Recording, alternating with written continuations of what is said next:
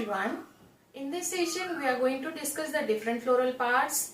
We already have seen the structure of flower, but that was the basic structure of flower.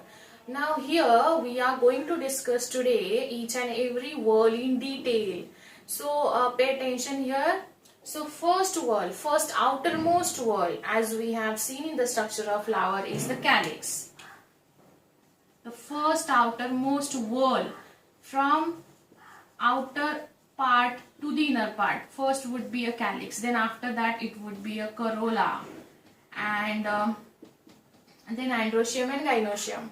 So basically from outer to inner, the calyx would be the outer one, then next to the calyx is corolla, and then after that I'll just draw the diagram here, like revision भी हो जाएगा आपका.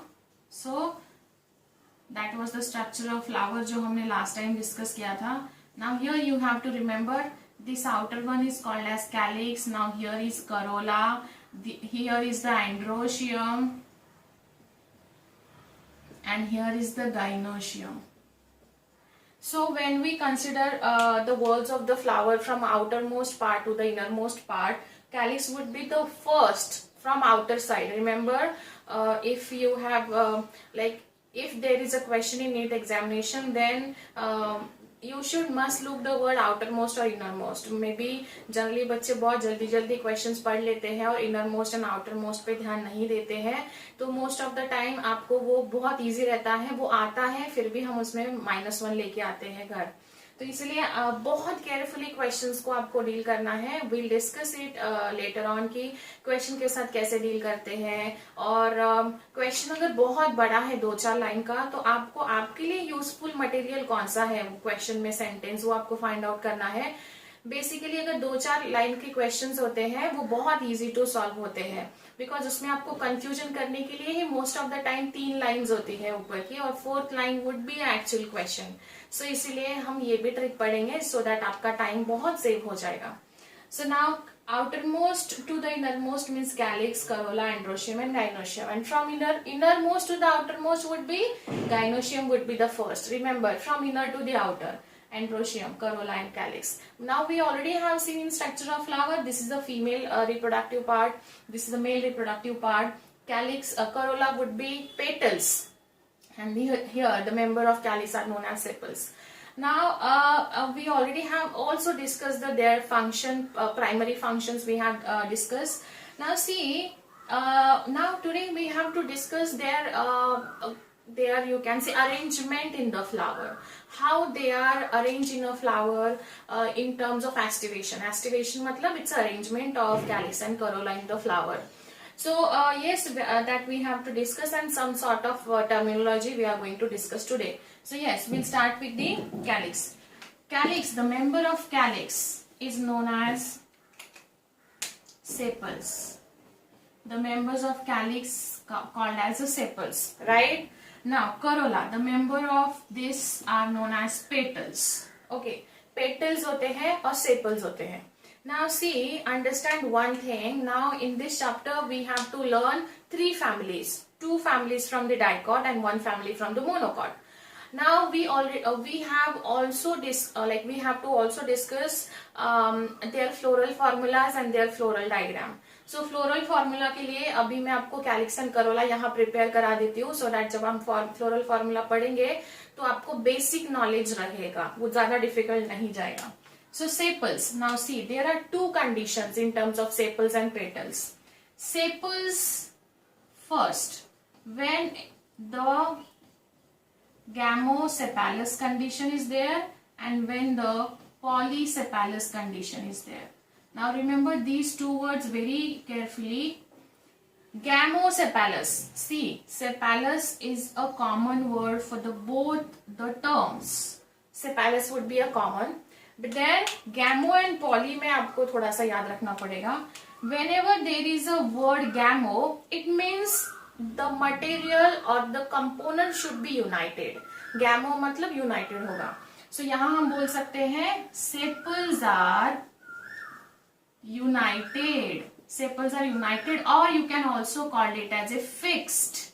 Fixed होती है एक दूसरे के साथ. Means the sepals, they are the outermost wall of the flower. Their main function is to protect the flower when it is in bud condition, and they are green in color also. So basically they may be performing a photosynthesis at some time. So yes, gamosepalous, gamo matlab united. Gamo kahan bhi aaya, whether in terms of here or whether in terms of here, you always have to remember these are united. This is united condition and sepals are united. सो गैमो मतलब United हो गया. मतलब एक अगर United है तो दूसरा अपने आप याद रखो, that would be a free. तो दूसरा याद रखने में बहुत इजी होगा आपको. पॉलीसेपैलस, पॉली मतलब petal, sorry, sepals are you can see free or not united or not fixed. Free होगा, याद रखो. पॉली मतलब फ्री एंड गैमो मतलब यूनाइटेड. ये दो वर्ड आपको याद रखना पड़ेगा. Now here same goes for this also. यहां भी सेम रहेगा.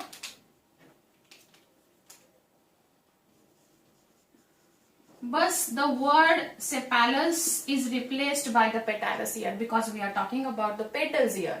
So gamopetalous and again polypetalous. So petalous would be again common for both these terms. And poly and gamo, तो गैमो मतलब क्या होगा, the petals are, you can say united. यहाँ petals united हो जाएगी. एंड पॉली मतलब petals are free, यहाँ free होगा. सो बस आपको याद रखना है when it is in terms of sepals तो आपको गैमोसेपैलस लिखना है. एंड यूनाइटेड याद रखना है when in terms of petalous. Petals मतलब करोला के बारे में हम बात करेंगे वहां. तो corolla gamo, again united, poly मतलब फ्री. सेम है, बस सेपैलस एंड पेटालस कंडीशन याद रखना. Now when we have to deal with the floral formula, जब हम फ्लोरल फॉर्मूला पढ़ेंगे तो जब गैमोसेपैलस कंडीशन होता है तो now we have to put a bracket around it. वो जो नंबर होगा उसके अराउंड आपको ब्रैकेट लिखना पड़ेगा. लाइक सपोज फॉर एग्जाम्पल अगर 5 सेपल्स होंगे तो 5 अगर है and when they are united so you just have to put a bracket around it. आपको एक ब्रैकेट उसके अराउंड, वो नंबर्स के around, because they are this bracket is represented as a word united. And यहां अगर वही condition होगा तो you don't have to put a bracket around it. आपको यहाँ ब्रैकेट लिखने की कोई जरूरत नहीं है. सो ये भी बहुत इंपॉर्टेंट है. Side by side we can also deal with the terms in floral formula. Here also gamopetalous, petals are united, so again put a bracket around it. जहां भी यूनाइटेड कंडीशन होगा आपको वो सिंबल के साथ शो करना है. The symbol is bracket. And poly means free, you don't have to put a bracket. So this is how it is. इतना इजी है. मतलब इसमें नीट में क्वेश्चन रहता है. ये बहुत बेसिक से शुरुआत की है हमने, बट जब पूरा फ्लोरल फॉर्मूला आप लिख पाओगे, आई मेक श्योर दैट कि आप लिख पाओगे बिना रटे हुए, उसको अंडरस्टैंड करके, तो आपको +4 बहुत जल्दी मिल जाएंगे. लाइक +4 मतलब 5 सेकेंड्स आपको क्वेश्चंस गो थ्रू करने के लिए लगेंगे एंड मे बी 2 और 3 सेकेंड्स आपको OMR फिल करने के लिए लगेंगे. सो विद इन 10 सेकेंड्स आपके ये ऐसे क्वेश्चंस जो होते हैं ना रटोफाइंग या कॉन्सेप्चुअल अंडरस्टैंडिंग पे होते हैं, उसमें लाइक मोर देन 12 या 13 सेकेंड से ज्यादा आपको एक क्वेश्चन को नहीं देना, एक क्वेश्चन के लिए नहीं स्पेंड करना है. आपको याद रखिए पूरा 90 क्वेश्चन का सेक्शन आपको 35 और मैक्सिमम 40 मिनट्स में कवर करना है. And that is doable. Like ये पॉसिबल है, आप कर भी सकते हो, बट उसके लिए बहुत ज्यादा डेडिकेशन एंड स्ट्रैटेजी की जरूरत है बायो में. और ये हो भी चुका है. Like you must have seen the interview of like before 2 years एक कल्पना कुमारी नाम की एक स्टूडेंट थी जिन्होंने टॉप किया था. I guess it was 2018 I guess. तो तब उन्होंने वो स्टूडेंट ने 30 मिनट्स में 90 क्वेश्चन सॉल्व किए थे.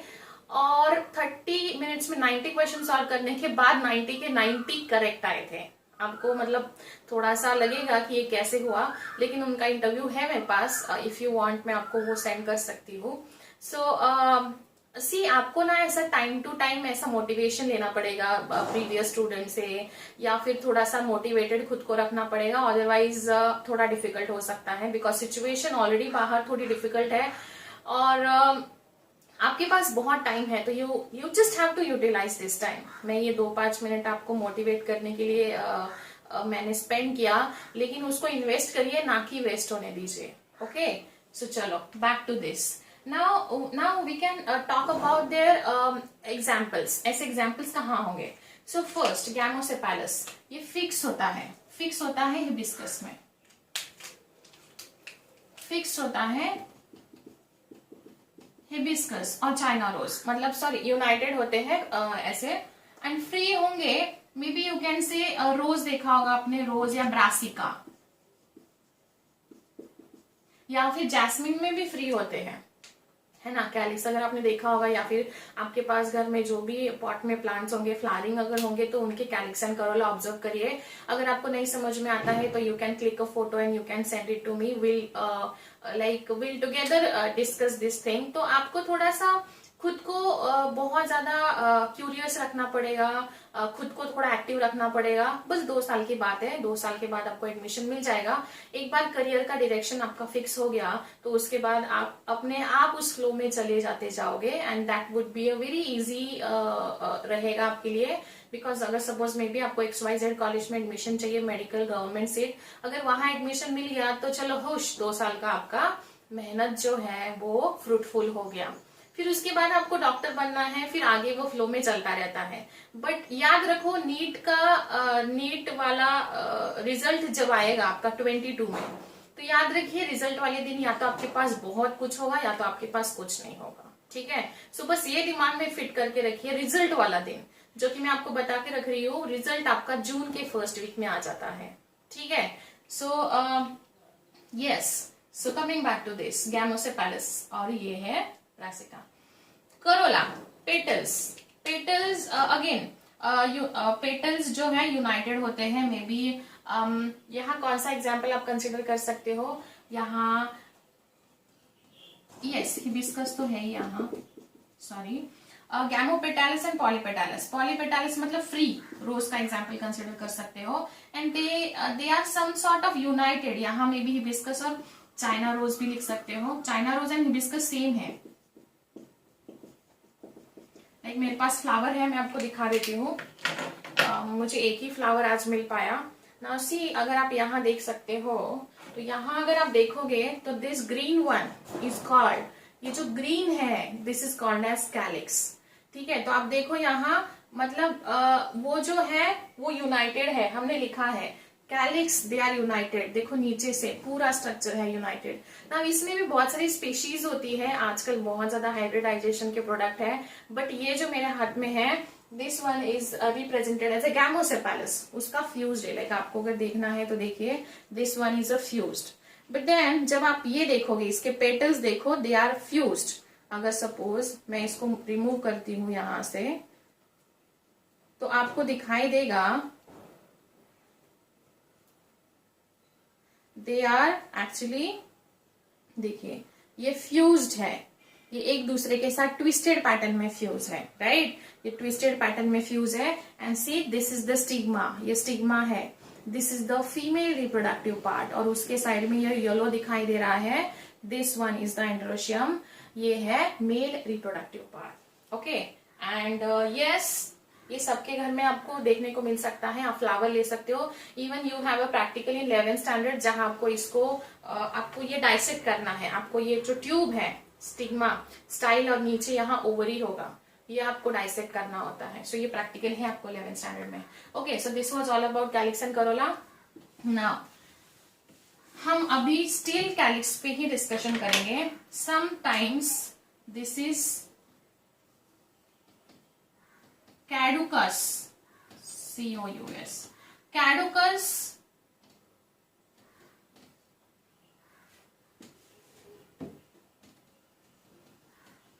कैडुकस इज द टाइप, इसका याद रखना है आपको. दूसरा है deciduous.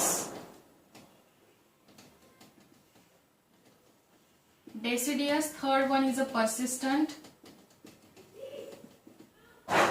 hairy calyx which is called as pappus, and another term is a sepaloid or petaloid sepal. ये 2-4 कंडीशंस हमें यहाँ डिस्कस करनी है in terms of calyx. Now see, caducous मतलब these are the kinds of sepal, they will fall off as soon as the flower bud open. यहाँ होता है the sepal falls off as soon as flower bud open. इसका best example है poppy और Argemone. Okay, so now caducus is a type of calyx. In this type, sepals falls off as soon as the flower bud open. Flower bud जैसे खत्म या खुलता है वो नीचे गिर जाता है. Why? Because it's a main function of this. What is the main function of calyx? To protect the flower when it is in a bud condition. So when it is getting open, flower is getting open, that time इसका function already उसके लिए perform हो चुका होता है respect to flower, and then it might be falls off. So yes, caducus मतलब वो निकल जाता है. Deciduous मतलब it is still there till petals are present on the flower. वो पेटल के साथ ही विदर ऑफ होता है, लाइक पेटल के साथ ही निकल जाएगा. When there is a you can say dismantling of the flower, या फिर वो फ्लावर का लाइफ खत्म होता है, पेटल जैसे ही निकल जाते हैं, पेटल के साथ साथ सेपल्स भी निकल जाएंगे. सो दोनों एक साथ विदर आउट हो जाएंगे. सो यस, ये होता है जनरली लोटस. लोटस में आपको देखने को मिल सकता है दोनों साथ साथ विदर आउट हो जाते हैं. Persistence. There is a condition when the sepals remains intact throughout the life of that thing, or you can say sepals remains present till the formation of fruit, or you can say after the formation of fruit. After the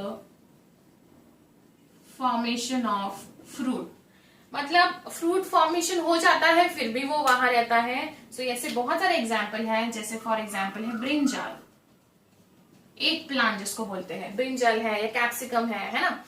so yes, आप ऐसे example ढूंढ के मुझे message कर सकते हो. सी घर में बहुत सारे वेजिटेबल्स रहते हैं, उसको भी आइडेंटिफाई करोगे, उसके साथ आप थोड़ा सा curious and active nature show करोगे तो आपको बॉटनी सेक्शन ज्यादा डिफिकल्ट नहीं जाएगा. So yes, persistent मतलब persistent होता है ना. You also have to be persistent throughout 2 years in terms of your studies and strategies for the NEET preparation.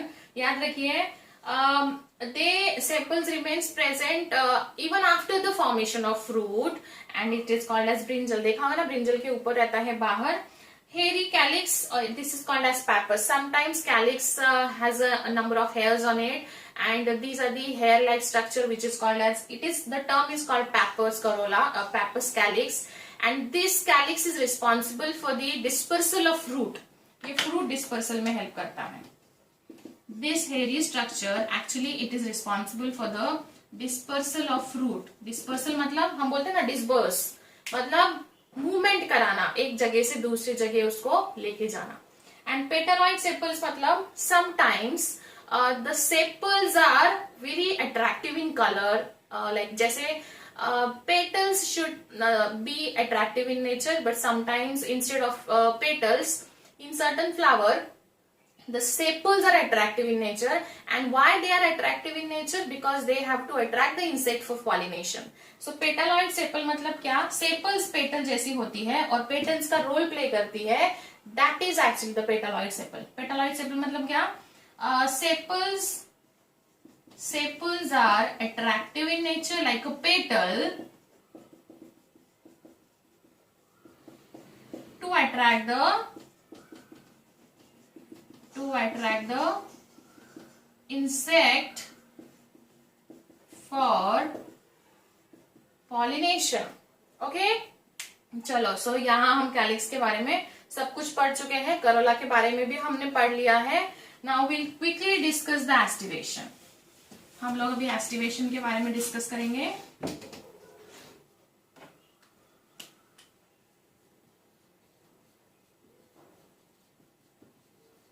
Estivation मतलब this is the arrangement of calyx and corolla. This is the arrangement of like calyx and corolla का arrangement flower में कैसे होता है. Arrangement of calyx and corolla in the flower is called estivation. कैसा होता है, like suppose अगर आपने यहाँ देखा, ये मैंने निकाल दिया, बट यहाँ अगर देखा होगा तो दे वेर लाइक ऐसा पूरा इंटैक्ट थे राउंड स्ट्रक्चर में. इसको हम पढ़ेंगे because it is a twisted one. देखो अगर आप इसको देख रहे होंगे तो देखो ये है, फिर इसके अंदर ये वाला है, इसके अंदर ये वाला है. सो this is actually the twisted pattern. Twisted है मतलब ये देखो ये है, उसको ओवरलैप किया है दूसरे वाले ने, फिर तीसरे वाले ने, तो टोटल 5 है. 1 2 3 4 5. अगर आप यहां भी देखोगे तो ये स्ट्रक्चर को किसी ने ऐसे घुमा दिया है, तो ये ट्विस्ट हो चुका है. ठीक है, तो ये ट्विस्ट हो चुका है. So estivation has calyx and corolla. Arrangement of calyx and corolla is called estivation and it has a 4 types. आपको याद रखने 4 types होते हैं. First type is actually a velvet estivation. Velvet estivation होगा, कंपेयर करके पढ़ेंगे. Second would be a twisted estivation. Twisted जो कि अभी हमने देखा. ठीक है, now see here you have to remember 5 होंगे ना, ये पेरियांथ हम थोड़ा बाद में पढ़ेंगे. So this would be a 5 petals और सेपल्स होने चाहिए. So 5 are there. ऐसे ड्रॉ करते हैं उनको, but they are not you can say overlap with each other. They are simply touching the edges of each other. दोनों एक दूसरे की एजेस को टच कर रही है, वो ओवरलैप नहीं है. नाउ सी यहां देखो कोई ओवरलैपिंग नहीं. ओवरलैपिंग मतलब I mean to say like this, ऐसा नहीं है. Now see there is no overlapping, मतलब यहां अगर आप देखोगे तो ये simply they are touching the edges of each other like this. Okay, so this is a valvate, मतलब नो ओवरलैपिंग. इसको याद रखो अभी ऐसा, no overlapping in terms of sepals and petals. They are simply present at the edges of each other. ठीक है, but then this is the simplest one. ये simplest है. ट्विस्टेड का क्या होगा, जैसे अभी हमने चाइना रोज में देखा. ट्विस्टेड मतलब सेम स्ट्रक्चर है, मैं सेम स्ट्रक्चर ड्रॉ कर रही हूं. 3 4 5. नाउ सी अगर मैं सेम स्ट्रक्चर ड्रॉ करूं तो मुझे बस ये स्ट्रक्चर को ऐसे पकड़ना है और जस्ट ट्विस्ट करना है. समझ में आ रहा है आपको, जैसे किसी चीज को हम उठाएंगे और ट्विस्ट करेंगे. जैसे ही हम ट्विस्ट करेंगे क्या होगा, जैसे ही हम ट्विस्ट करेंगे तो ये स्ट्रक्चर जो है वो थोड़ा इधर चला जाएगा, अंदर जाएगा, फिर ये स्ट्रक्चर अंदर जाएगा, फिर ये स्ट्रक्चर जाएगा. So in a way they are overlapping with each other. ठीक है, कॉन्सेप्ट समझ में आ गया. चलो अभी मैं आपके लिए अच्छा डायग्राम ड्रॉ करके देती हूँ. This is here 1 2 3 4 and 5. सो ये 5 कैसा होगा, नाउ सी यहां से लेके यहां जाना चाहिए. अगर मैं अंदर ड्रॉ करती तो that would be inner one. See twisted मतलब क्या होता है, 1 is inner side, one end should be the outer side, 1 is inner, 1 is outer, inner outer inner outer inner outer. That would be considered as a twisted. Like इसका भी वैसा ही है. देखो अगर आप ध्यान से देखोगे तो ये देखो ये है, इसके बाद ये उसके ऊपर ओवरलैप है. This is also getting overlap and overlap and overlap. So this is the twisted pattern. मतलब क्या, each petal or you can say member of corolla, each member of corolla has overlap with one another. ठीक है, तो ये याद रखना है. So this is actually the twisted pattern. This is the twisted. So there is a overlapping. There is a overlapping at the edges. One should inner and one should outer. So यहाँ हमने देखा petals मतलब Corolla किसके, hibiscus के ऐसे होते हैं. आपको मुझे इसका एग्जाम्पल बताना है. इसका एग्जाम्पल क्या है, इसका मैंने एक बता दिया है. Maybe you can find out in terms of sepals. Examples मुझे आप बताओगे. 2 आपने देख ली aestivation. Now remaining 2 are there, और 2 आपको पढ़ने हैं. वो थोड़े से कॉम्प्लिकेटेड है, इसलिए ध्यान से सुनिए. Third one would be called as a imbricate estivation, and another would be you can say a vexillary estivation. So we'll first find out what is vexillary, because vexillary is meant for the pea, Pisum sativum के लिए बनाया गया है. वो plant के लिए special nature ने aestivation बनाया है. सो vexillary has again 5 petals, but वो vexillary estivation ऐसा होता है. So this is one petal, this is second, third, fourth and fifth. But as you can see here, one is a bigger one and situated outside the flower, or you can say outer edge of the flower.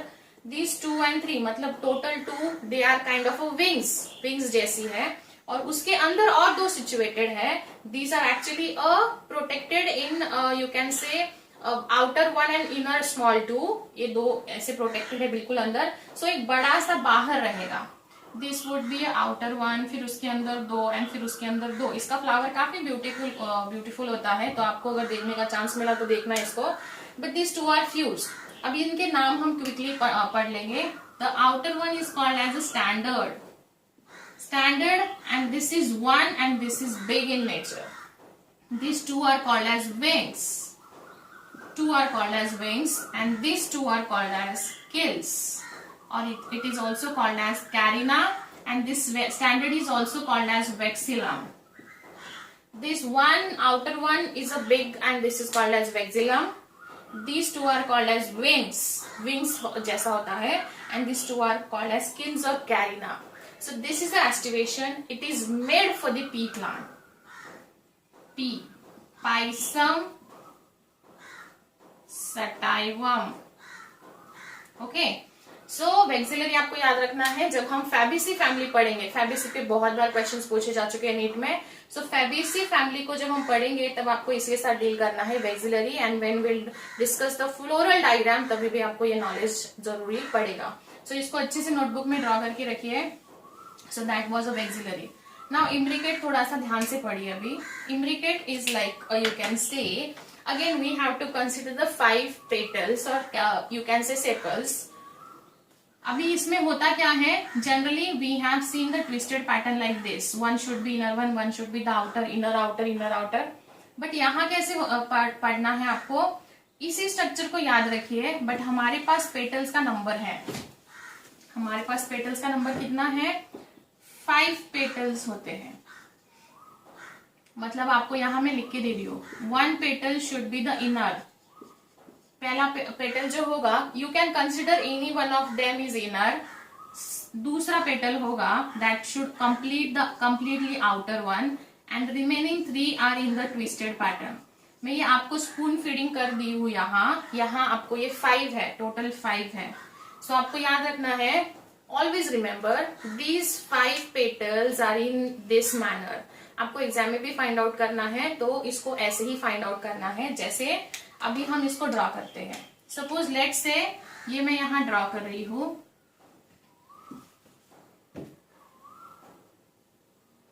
अगर मुझे इसे inner consider करना है, तो आपको inner consider करना है तो दोनों ऐसे ड्रॉ कर लीजिए, सो दैट इसके दोनों एंड्स जो है वो इनर हो जाएंगे. राइट. अगर ये पहला हो गया. अगर इमीडिएटली दूसरा आपको आउटर कंसिडर करना है, तो if you want to consider it as outer, तो इसके अंदर से ड्रॉ करिए. जब इसके अंदर से ड्रॉ करोगे तो ये कंप्लीटली आउटर हो जाएगा. So this one is a inner one, this one is a outer one. अभी आपकी ड्यूटी ये है कि बचे हुए 3 हैं जो कि आपको ट्विस्टेड पैटर्न में शो करने पड़ेंगे. ठीक है. सो ट्विस्टेड पैटर्न में शो करने के लिए नाउ ये आउटर अगर आपको कंसिडर करना है, तो मैं बाहर से ड्रॉ किया तो नहीं चलेगा. So you have to draw it from the inner, and आपको ऐसे लेके जाना है. बट मैं अगर इसके यहां से ड्रॉ करूंगी तो दैट मेक्स सेंस, बट यहां से करूंगी तो इनर हो जाएगा. देखो, अगर यहां से करूंगी तो that will consider as a inner one. तो मुझे क्या करना है, मुझे यहां से लेके जाना है. तो देखो, 1 इज इनर 1 इज आउटर, तो हो गया ट्विस्टेड पैटर्न में. नाउ नेक्स्ट वुड बी, इसको भी ट्विस्टेड कंसिडर करना है तो अंदर से लेना पड़ेगा, बाहर तक लेके आना पड़ेगा like this. So this is inner, this is outer. अभी this I have consider as a inner one, so मुझे इनर करना है, तो मैं यहां से उसको ऐसा करूंगी, this is inner and this is outer. Okay. So now remember one thing, 1 should be inner. बस आपको उसके जो एजेस है उसको कंसिडर करिए. अगर आपको इनर रखना है तो साइड के दोनों उसको कवर करेंगे, एंड अगर उसको आउटर रखना है तो साइड के दोनों उसके अंदर इनवर्डली चले जाएंगे. And the remaining should be in the twisted pattern. Twisted pattern में रहेंगे. बस प्रैक्टिस करिए उसकी, हो जाएगा. बहुत इजी है. It's a first, second, third, fourth and fifth. This is called as imbricate aestivation. Imbricate होता है, इसका भी एग्जाम्पल मुझे आप बताओगे. इसमें दिया हुआ एनसीईआरटी में examples are very important. Morphology में एग्जाम्पल्स आपको रट के रखने, इसलिए मैंने पहला चैप्टर चूज किया मॉर्फोलॉजी. सो मॉर्फोलॉजी ये आपको समझ में आ गया. One inner one outer remaining are in the twisted pattern. Okay, चलो ठीक है. अभी कैलिक्स करोला होने के बाद we have seen the perianth. हमने पेरियांथ भी पढ़ा है, बट आपको वो difference between monocot and dicot अगर याद आ रहा होगा तो we have seen in case of monocot there is a perianth. Perianth मतलब instead of calyx and corolla there is a one structure which is called as perianth, और we'll just put it another way. Perianth is a representative unit of calyx and corolla in monocot. So ऐसा भी लिख सकते हैं हम. And dicot में क्या होता है? Calyx and corolla. Perianth, the members of perianth are known as tepals. So बताइए मुझे, अगर मैंने यहाँ गैमोटेपेलस लिखा है तो गैमोटेपेलस मतलब क्या होना चाहिए? फ्यूज स्टेपल्स होने चाहिए. फ्यूज होने चाहिए ना. गैमो मतलब फ्यूज हमने पढ़ा है. एंड पॉलीटेपेलस, टेपेलस नहीं, यहाँ हम लिखेंगे पॉलीफाइलस भी लिखा तो भी चलता है. Polyphyllous and gamophyllous and polyphyllous. Poly मतलब क्या होंगे? Free tepals. So always remember guys, tepals would be present in the monocot. Monocot में ये रहते हैं. This is denoted as a P, और पी से डिनोटेड होता है, कैपिटल पी से. ये हम फ्लोरल फॉर्मूला में पढ़ेंगे. एंड यस, पेरियांथ के मेंबर स्टेपल्स है, इसलिए गैमोफाइलस एंड पॉलीफाइलस, फ्यूज्ड एंड फ्री. ये भी याद रखना है आपको. अगेन, अगर फ्यूज्ड होगा तो हम पी के अराउंड जो है ये रखेंगे, ब्रैकेट रखेंगे, और फ्री अगर होगा तो पी के अराउंड नहीं रखेंगे. जनरली इसमें ट्राइमेरल सिमेट्री होता है, तो 3, जैसे मैंने वहां 5 लिखा था, यहाँ 3, 6 लिख सकती हूँ मैं. लेकिन ये आपके लिए कंफ्यूजन हो जाएगा. आज हम एक ही टर्म क्लियर करेंगे डाइकॉट के टर्म में. ये फ्लोरल फॉर्मूले हम डिटेल पढ़ने वाले हैं. Don't worry about that. आज जितना भी बोला है उसको अच्छे से लिख के रखिए. मैंने अदर देन एनसीईआरटी काफी सारी नोट्स आपके साथ शेयर करी है यहाँ, मतलब पढ़ाया है आपको. सो उसका यूटिलाइजेशन करिए, अच्छे से लिखिए. And yes, if any doubt, you can let me know. In next session, we'll discuss in detail androecium and gynoecium. Okay, chalo. See you in next session. Thank you.